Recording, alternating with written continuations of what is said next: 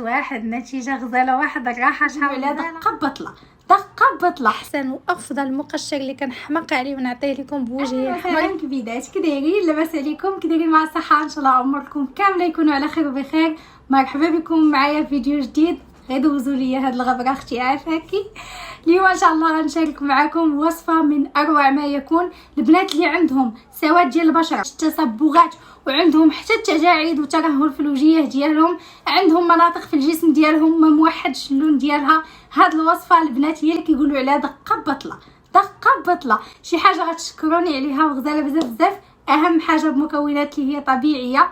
ما نطولش عليكم، كيف ما العاده اللهم صل وسلم على سيدنا محمد وعلى اله واصحابه اجمعين يا رب العالمين. ما تنساوش ديروا اللايكات، راه شحال انا غامره عليكم، خصكم تشجعوني. على بركه الله نشوفوا المكونات وطريقه التحضير ونرجع معكم. اول مكون غنحتاجوه هو زريعه الكتان. البنات زريعه الكتان انا راه طاحناها هنايا، كتاخذوها صحيحه وتطحنوها بيديكم، ما تاخذوهاش مطحونه من قبل حيت كتكون بارده. هنايا البنات عندنا الشوفان مطحون كيف ما كتشوفوا. الشوفان مكون اللي رائع في تبييض البشره وتفتيح اللون ديال البشره.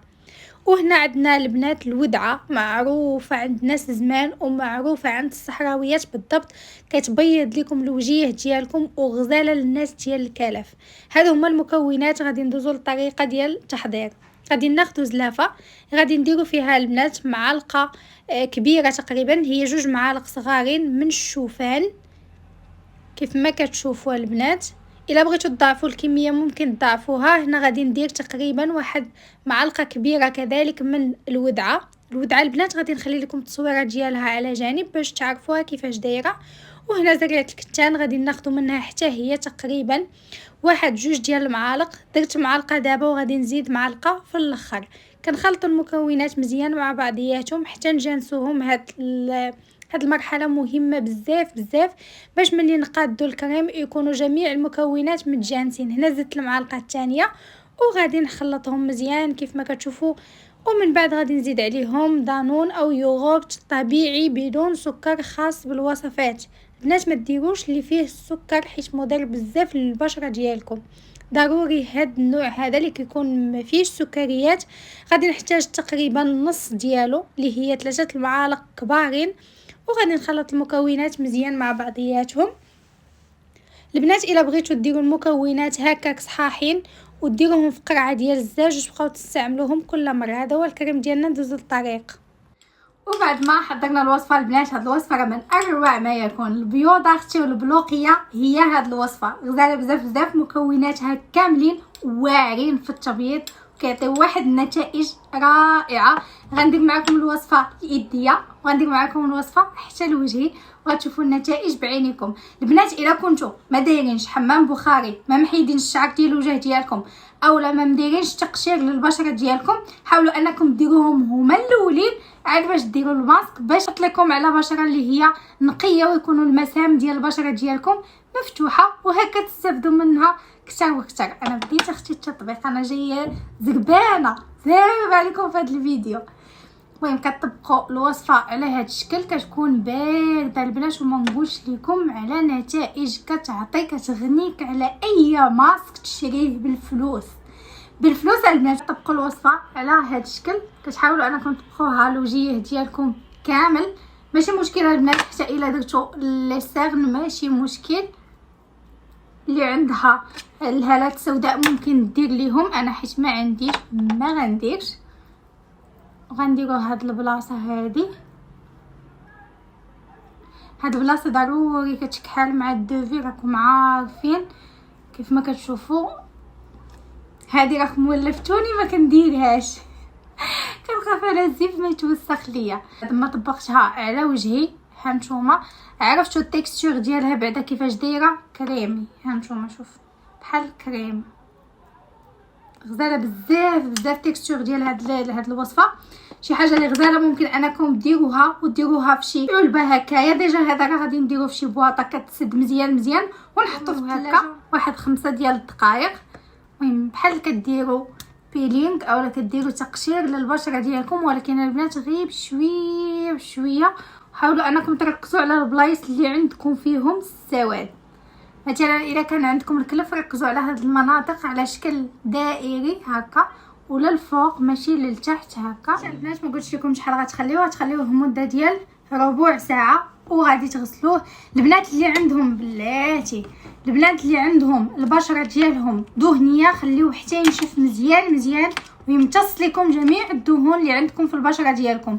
البنات اللي عندهم البشره ديالهم فحال ديالي غير تحسوا بالماسك بدا كينشف وبدا كي بحال بدا كينشف لكم على الوجه ديالكم بحال بدا كيجبد لكم الوجه، حاولوا انكم تحيدوه. علاش؟ حيت ديك الساعه كيبدا يمتص من دهون ديال البشره، وحنا ما كيليقش لينا اختي امتصاص ديال الدهون البشره، محتاجينهم حنا اصحاب البشره الجافه. المهم غناخذ الماء اللي عادي وغادي نبدا نغسل. بسم الله. شوفوا البنات، شوفوا البنات بعد النتيجه ديالو واعره واعره واعره واعره واعره من اول استعمال كيبان لكم الفرق الشاسع في البشره ديالكم. شفتوا النتيجه ديالو غزاله ديال بصح كينقي. البنات اللي عندهم الكلف عليكم بهذه الوصفه، وصفه واعره. شوفوا كاينين بزاف ديال الوصفات بارطاجيتهم معكم. شوفوا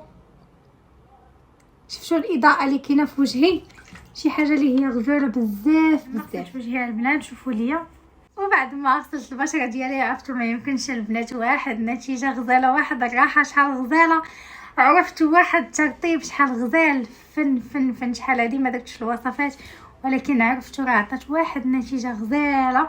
شوفوا ليا البريون اللي كاين في وجهي، شوفوا هاد البريون ما كانش في الاول. شوفوا واحد الاضاءه غزاله في الوجه ديالي، شي حاجه فنه. شوفوا وجهي وشوفوا يديا. ولكن دابا غنعتنيو اختي بهاد اليدين، دابا غنعتنيو بهم. يلا خليكم معايا، غادي ندير الوصفه ليديا. نتوما ديروها لايديكم، رجليكم، اي منطقه عندكم فيها السواد حاولوا انكم تطبقوا لها الوصفه بنفس الطريقه. هتخليوها مده ديال ربع ساعه. هاد الوصفه البنات الا بغيتو ديروها كل نهار ما كاينش مشكل نهائيا، حيت طبيعيه. غير ديروها كل نهار مده ديال 7 ايام، ومني تخرجوا للشمس ديروا واقي شمسي. اول حاجه البنات غادي ناخذوا اي مقشر. انا عندي هذا المقشر جاهز ديال الشوكولا ديال القهوه، وفيه حتى زيت الزيتون، مهم غني بزاف ديال المكونات اللي هي زوينه، فيه حتى الكاكاو. الا ما كانش عندكم هذا المقشر ممكن تستعملوا احسن وافضل مقشر اللي كنحماق عليه ونعطيه لكم بوجهي احمر، هو البنات المقشر ديال قهوه سريعه الذوبان اللي هي نيسكافيه وزيت الزيتون وسكر سنيده. ديروها البنات وردوا عليا الخبر، راه واعر الوجيه ديالكم وحتى اليديدات ديالكم. غادي نحاول نفرك يدياتي مزيان باش نحيدوا منهم ديك القشره وداكشي راكم عارفين مع البرد. وهنايا كنغسل يديا بالماء اللي هو عادي. شوفوا ليا البنات، عرفتوا اليديدات كيفاش كيرجعوا رطيبين وغزالين كيبريو، واهم حاجه هما رطبين لواحد الدرجه ما يمكنش. هنا البنات درت الماسك كيف ما شفتوا درتو ليديا، وهنايا كنغسلو بطبيعه الحال كتخليوه مده ديال ربع ساعه. انا غير مزربه لكم الفيديو هكا باش ما يجيكمش طويل. من بعد غادي نغسل يديا. شوفوا ليا البنات البياض